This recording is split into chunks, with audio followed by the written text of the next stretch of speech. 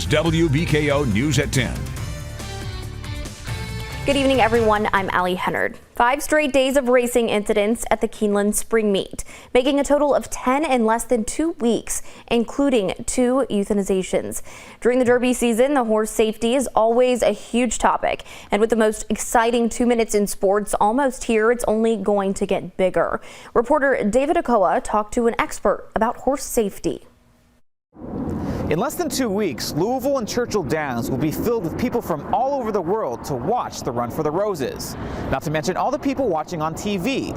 And the last thing anyone wants to see is a jockey or a horse get hurt on the track. 5 straight days of racing incidents were reported at Keeneland last week. That makes 10 since the spring meet started. Some of those incidents were mild, but one horse had to be euthanized last Wednesday after clipping heels with another horse.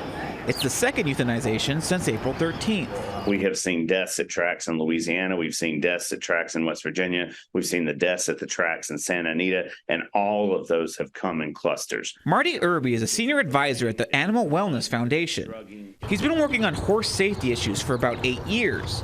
And he says when something like this happens, there are a lot of things to check. Well, they go in and they look at the track surface. That's going to be one thing. You also want to look at the weather conditions. Have we had a lot of rain?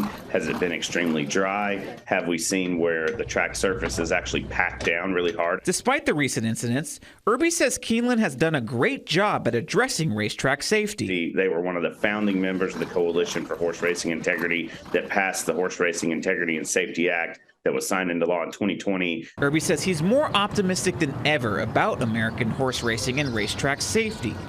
But it's the anti-doping rules he's most excited about, not just for horse safety, but for the integrity of the sport. And I think now that we're finally seeing reforms, we're going to see other trainers really step up and be able to do better because they're not going to be out cheating each other and they're going to have a level, fair playing field of competition.